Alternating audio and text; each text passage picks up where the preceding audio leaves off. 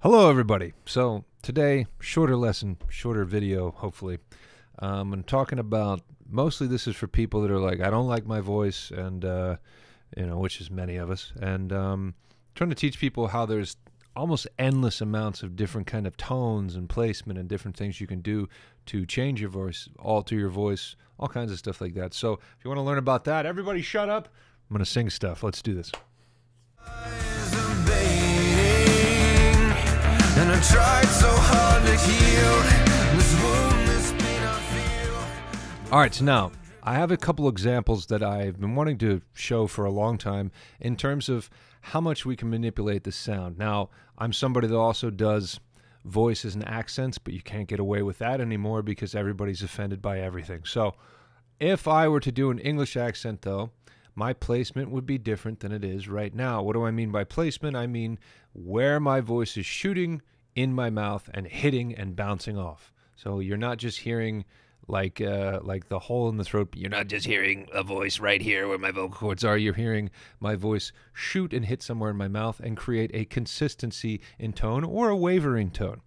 I can move that placement around, and in different cultures and different, voices and different anatomy and all kinds of stuff, people are going to have different placements. Some people might kind of talk more nasal. If you think about Family Guy, you would think about Peter being over here, and then you would think about Lois being more nasal. We can think about these things, but again, it doesn't always tie into just literally their anatomy. Sometimes these things can be a choice.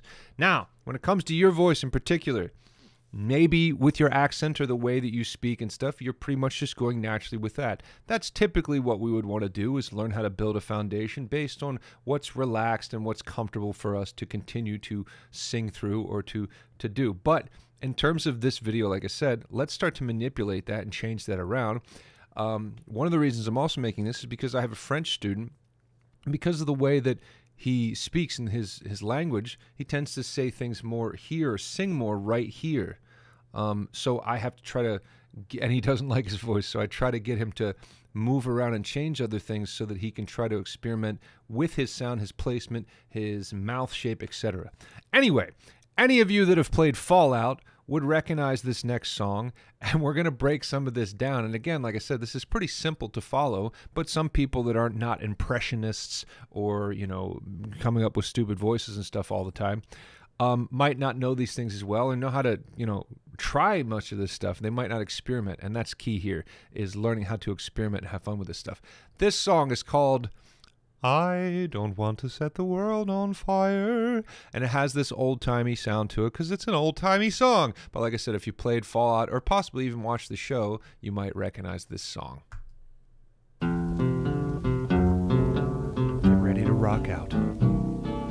I don't want to set the world on fire.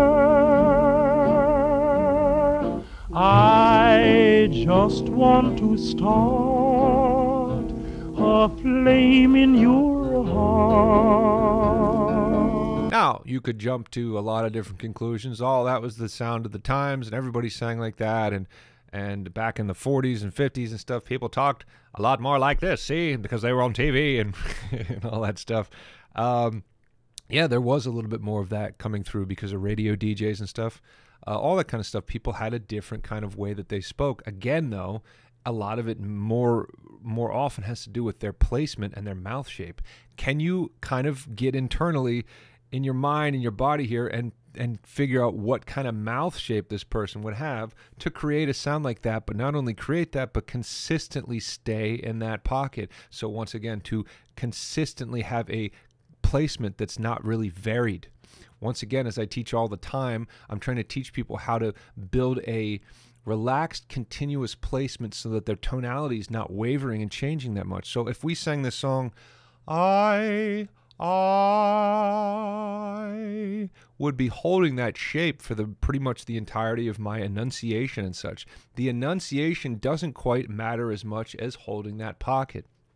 Again, we're not getting into breathing and support and vibrato and all those things, but for the most part, as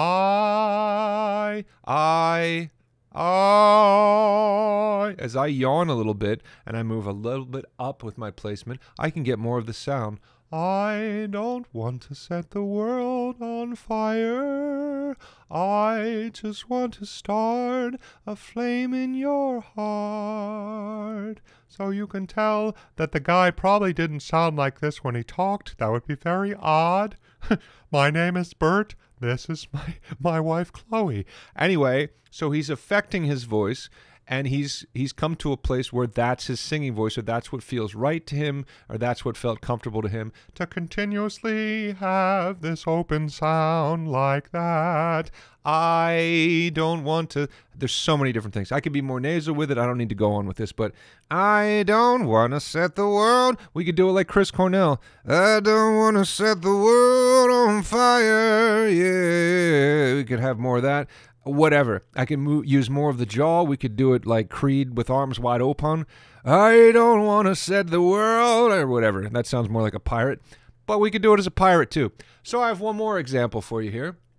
Again, staying in this old kind of timey thing. There's somebody I found online a while back that sings beautifully these older songs just like this. But again, it's affected so much by mouth shape and placement that it's worth kind of diving into and sharing, and it's fun to kind of see if you can affect your voice in a similar way, especially, again, if you're one of these people with their just natural sound you're just fighting with all the time, and you're like, I don't like the way I sound.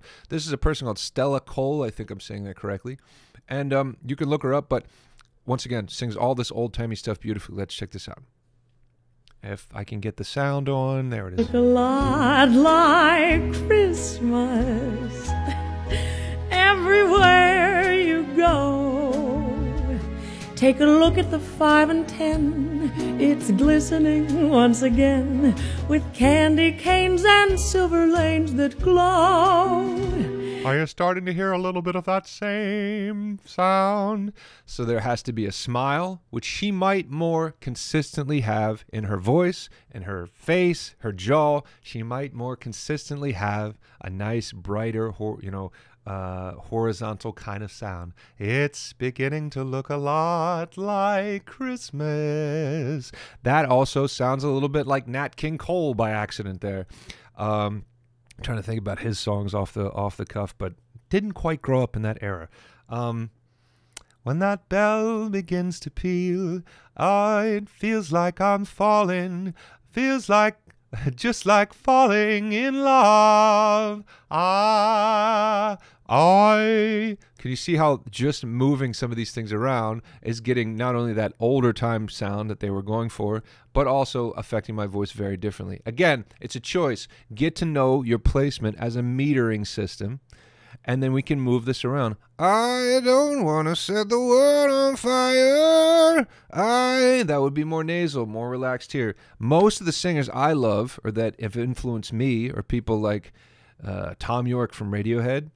Barely moves his mouth, kind of has almost a watered down enunciation that almost brings like an attitude that I love.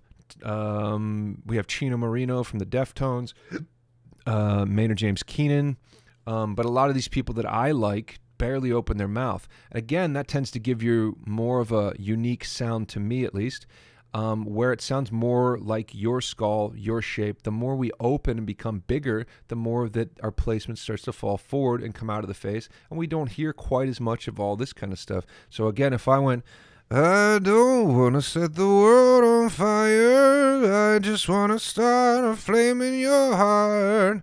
There I'm barely doing anything, but that's kind of how I speak too. If I started going, I don't, there, immediately I have a hugely different sound, but it's just because I'm going like this. Hey, you guys, like this, and then I'm singing through that shape. I don't want to set the world on fire. Then again, I can round that out a little bit by opening the larynx. I don't want, and just pulling my larynx down and opening my throat. Hopefully some of this made sense. If you want to work on something like this, you could start by just singing your vowels across many different scales. And see which tends to feel the most relaxed to you or the most natural to you, and try singing through some of those shapes. For example, if I take A, and let's say I make it kind of a bratty and bitchy A.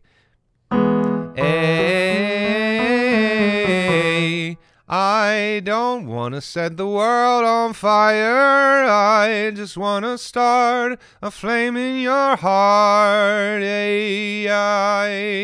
Make some sense? How about I? I don't want to set the world on fire. So now you'll probably hear a little bit more of my natural voice, which tends to stay more in an I-centered shape. Yes, this is not a weird thing I made up. This is a thing across the board you can notice with everybody's voice, even in their speaking voice, even in their, accent or whatever. Again, you pay attention to like an Australian person, you think about like crocodile.